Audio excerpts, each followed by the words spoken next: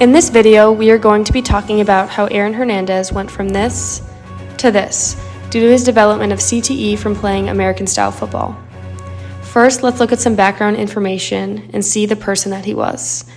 Although many athletes around the world have experienced brain injuries today, we are going to dive deeper into the ties between Aaron, his brain injuries, and his behaviors that served to put him in jail and even possibly cost him his own life.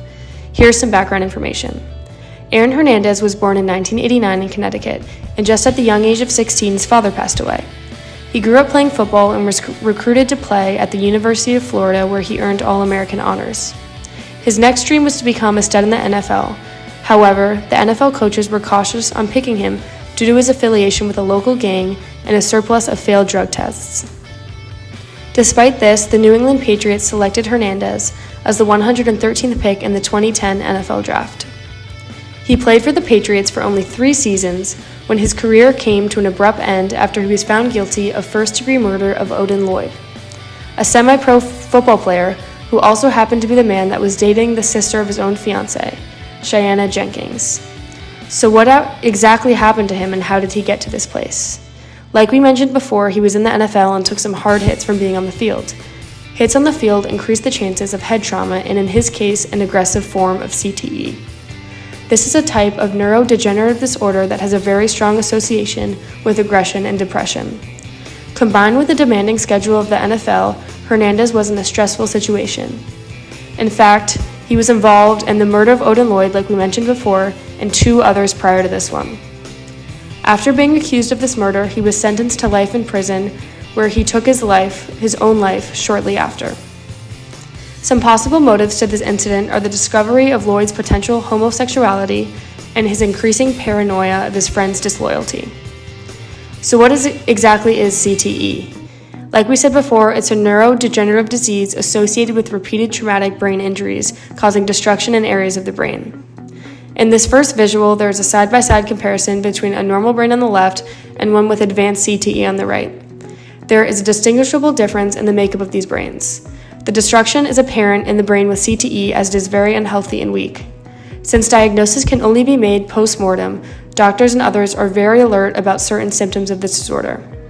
Some symptoms include, but are not limited to, impulse control problems, aggression, depression, and suicide, all of which were present in Aaron. This condition is very common in athletes, especially those that play in the NFL. First, we're going to talk about nature while we apply this situation to the nature-nurture debate. By definition, a genetic predisposition represents a heightened chance of developing a disease due to one's genes. However, it takes other contributing factors to have the person develop the condition. Hernandez had a genetic marker that made him vulnerable to certain brain disorders. This also explains why his case was so aggressive. Now we are going to look at nurture.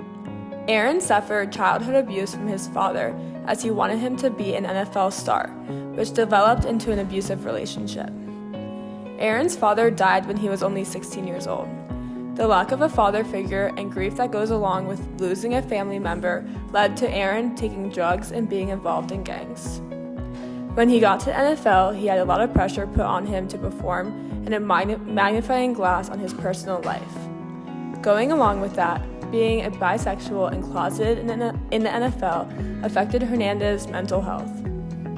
While in the NFL, he suffered a concussion which led to his development of CTE over time. Now to look at some research. There was a study conducted of 202 former football players from all levels, youth to professional. The shocking results of the study was that CTE was diagnosed in 177 out of the 202 players. Even more eye-catching, 110 out of the 111 National Football League players developed CTE, which is 99% of them. This demonstrates a direct correlation between playing in the NFL and developing CTE later in life. Other research has found links between having CTE from playing a contact sport and suicidal thoughts or actions. One case study describes a 74-year-old former hockey player who competed at the national level. He suffered 2 serious concussions throughout his career. Years after his retirement, he was admitted to a psychogeriatric hospital.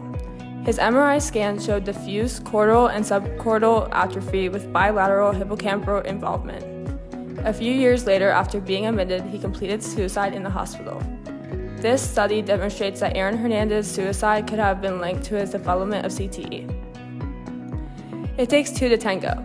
Aaron had such an aggressive form of CTE due to both genetic and environmental factors.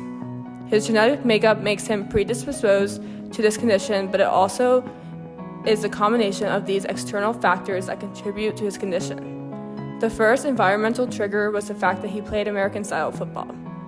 Secondly, he had severe mental stress dealing with the death of his father and the potential fact that he was closeted.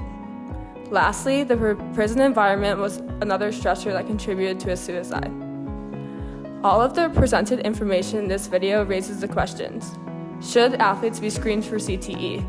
Should NFL specifically implement more preventative measures due to the amount of athletes affected? Let us know your thoughts in the comment section below. Thank you for watching. Edited by Marisa Moyer, audio by Kate Dratty and Lauren Rothstein, visuals and information by Kate Dratty, Lauren Rothstein, Marisa Moyer, Sophie Sapola, and Jalen Locke.